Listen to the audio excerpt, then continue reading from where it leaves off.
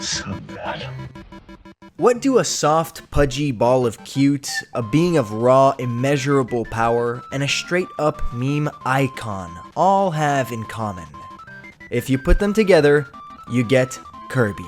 Kirby always sat in this weird place for me. Until recently, he didn't really mean much at all. I mean, I haven't really played many of his new games, I don't really own any Kirby collectibles, and I don't even play the motherfucker in Smash Bros.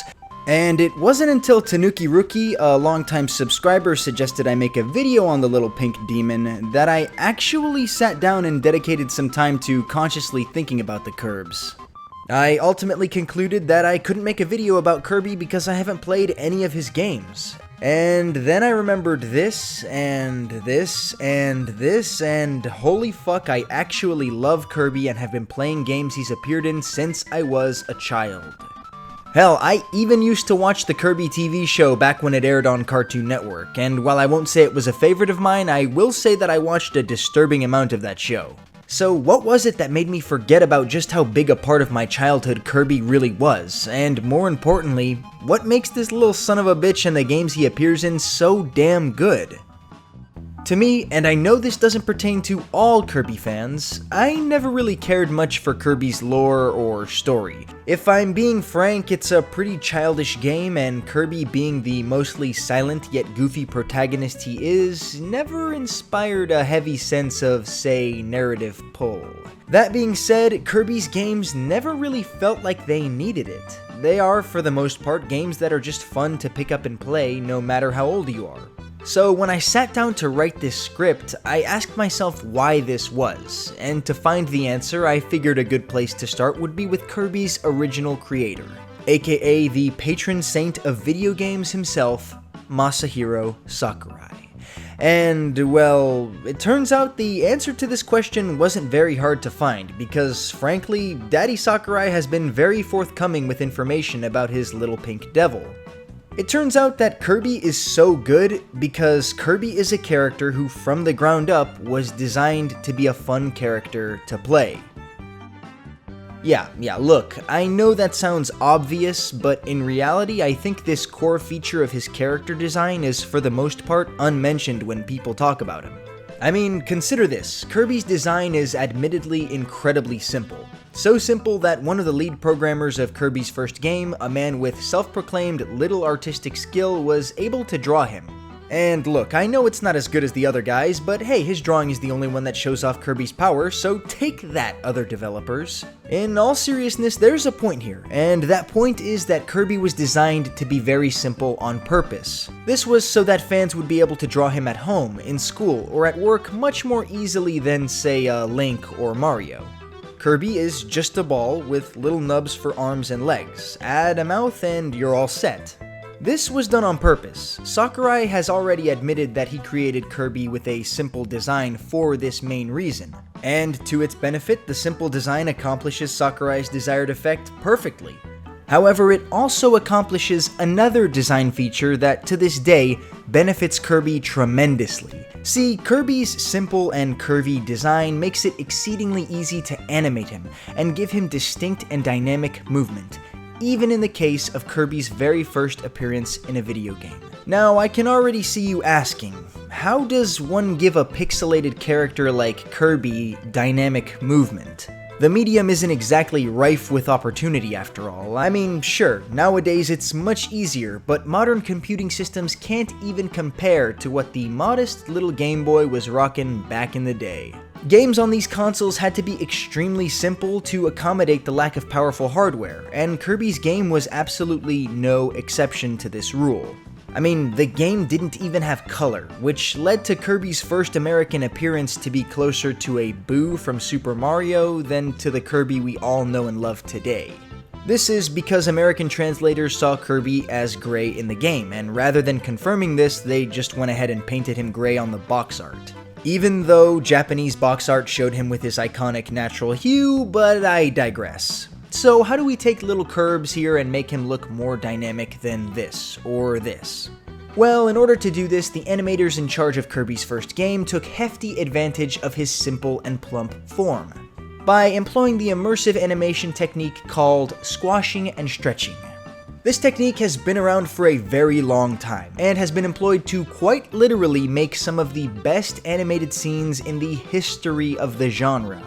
Squashing and stretching is one of the 12 principles of animation penned by Disney legends Frank Thompson and Ollie Johnson, and it essentially means the following. In order to make animation look or feel more dynamic in motion, one should elongate, curve, or flatten said animated object as it moves or takes action. Alan Becker Tutorials here on YouTube has a great video on it, which I've linked to down below for those who find themselves interested. This technique, in my opinion, breathes life and emotion into depicted scenes and characters, even when animators purposefully exaggerate them a little bit for dramatic effect.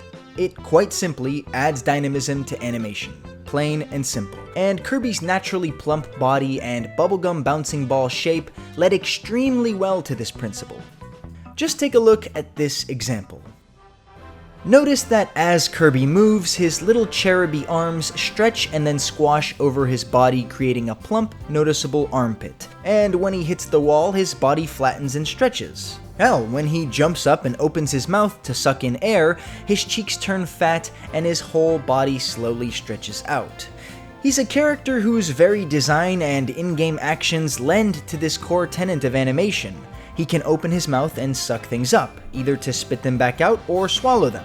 Both of these actions pretty much require that squashing and stretching be employed, and Kirby's simple, round bubblegum body allow them to over-exaggerate this principle.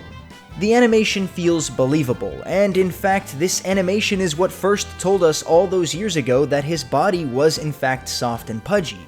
I don't know if this was intentional. Masahiro Sakurai is a video game savant, however, so I definitely wouldn't be too surprised if it was.